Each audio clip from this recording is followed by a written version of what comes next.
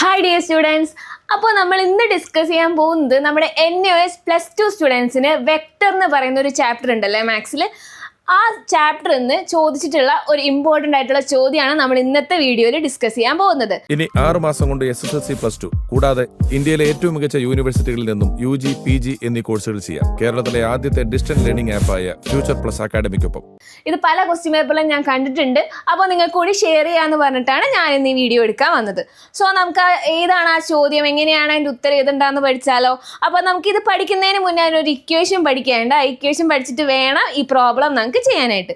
Equation എന്താണെന്ന് നമുക്ക് നോക്കാം. ക്വസ്റ്റ്യൻ ഞാൻ വായിച്ചു തരാം. Find the unit vector in the direction of the vector 2i + 3j + 4k. അപ്പോൾ നമുക്ക് എന്ത് ഇവിടെ കണ്ടുപിടിക്കേണ്ടത്?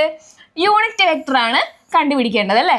അപ്പോൾ യൂണിറ്റ് വെക്ടർ കണ്ടുപിടിക്കണം. നമുക്ക് തന്നിരിക്കുന്ന വെക്ടർ എന്താ? 2i + 3j + 4k. ഒരു വെക്ടറിൻ്റെ യൂണിറ്റ് വെക്ടർ കണ്ടുപിടിക്കണമെങ്കിൽ നമ്മൾ പഠിച്ചിരിക്കേണ്ട ഒരു ഇക്വേഷനാണ് a cap = vector A divided by its magnitude. അപ്പോൾ എല്ലാവരും വിചാരിക്കുന്നുണ്ടോ എങ്ങനെയാണ് ഒരു വെക്ടറിൻ്റെ മാഗ്നിറ്റ്യൂഡ് കണ്ടുപിടിക്കുകയെന്നല്ലേ. അപ്പോൾ മാഗ്നിറ്റ്യൂഡ് എങ്ങനെയാണ് കണ്ടുപിടിക്കുന്നത് നോക്കിയാലോ. അതായത് ഒരു വെക്ടറിൻ്റെ മാഗ്നിറ്റ്യൂഡ് എന്ന് പറഞ്ഞാൽ അതിൻ്റെ ഐക്കും ജെയ്ക്കും കെയ്ക്കും കോഎഫിഷ്യൻസ് ഉണ്ടാവും അല്ലേ. ആ കോഎഫിഷ്യൻസിൻ്റെ സ്ക്വയർ എടുത്തിട്ട് അതിൻ്റെ റൂട്ട് കാണലാണ് നമ്മുടെ യൂണിറ്റ് വെക്ടറിൻ്റെ മാഗ്നിറ്റ്യൂഡ് കണ്ടുപിടിക്കാനുള്ളത്. സോ നമുക്കിവിടെ എന്ത് കണ്ടുപിടിക്കാൻ പറ്റും? √(a² + b² + c² എഴുതാൻ പറ്റും. കാരണം എന്താ? അതിൻ്റെയും ജെയിൻ്റെയും കെൻ്റെയും കോഎഫിഷ്യൻസ് ആയിരിക്കും എയും ബിയും സി എന്ന് പറയുന്നത്. സോ ഈ ഇക്വേഷൻ നമ്മൾ സബ്സ്റ്റിറ്റ്യൂട്ട് ചെയ്ത് യൂണിറ്റ് വെക്ടർ കണ്ടുപിടിക്കാൻ പറ്റും.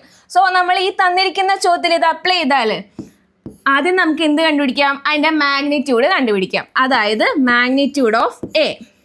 അപ്പം മാഗ്നിറ്റ്യൂഡ് കണ്ടുപിടിക്കുമ്പോൾ √(a²) ഇവിടെ എ എന്താണ്? 2 ആണല്ലേ. ബി എന്താണ്? 3 ആണ്. സി 4 ആണ്. സോ സബ്സ്റ്റിറ്റ്യൂട്ട് ചെയ്യുമ്പോൾ 2² + 3² + 4² എന്നാവും. അപ്പോൾ നമുക്ക് അവിടെ എന്ത് ഉത്തരം കിട്ടും? 2² എന്താ? 4 ആണെന്ന് എല്ലാവർക്കും അറിയാലോ.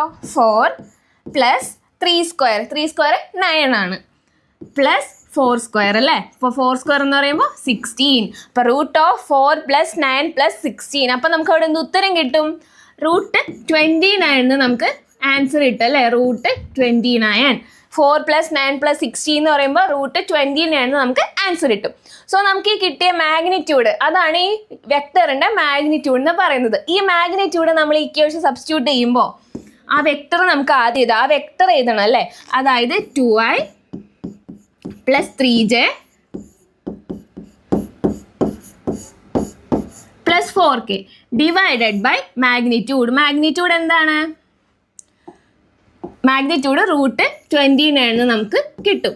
ഇനി കുറച്ചുകൂടി ഭംഗിക്കും വൃത്തിക്കും കൂടി നമുക്ക് എഴുതാൻ വേണ്ടിയിട്ട് നമുക്കൊന്ന് റീഅറേഞ്ച് ചെയ്ത് എഴുതാം അല്ലേ. അതായത് 2/√29i + 3/√29j + 4/√29k.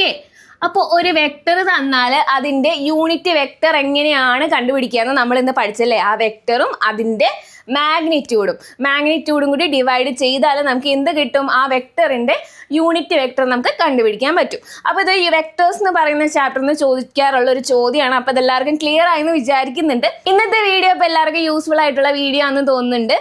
ഇതുപോലെയുള്ള കൂടുതൽ ഇമ്പോർട്ടൻ്റ് ആയിട്ടുള്ള ചോദ്യങ്ങളും അവരുടെ ഡിസ്കഷൻസിനൊക്കെ വേണ്ടിയിട്ട് നമ്മുടെ ഫ്യൂച്ചർ പ്ലസ് അക്കാദമിയുടെ ചാനൽ എല്ലാവരും സബ്സ്ക്രൈബ് ചെയ്യുക. ഇത് ഇഷ്ടപ്പെട്ടിട്ടുണ്ടെങ്കിൽ ഇതുപോലുള്ള കൂടുതൽ ക്വസ്റ്റ്യൻസ് ആയിട്ട് മിസ് വരുന്നതാണ്. അപ്പോൾ എല്ലാവരും വെയിറ്റ് ചെയ്തിരിക്കുക കേട്ടോ. നമ്മുടെ ചാനൽ എന്തായാലും സബ്സ്ക്രൈബ് ചെയ്യുക.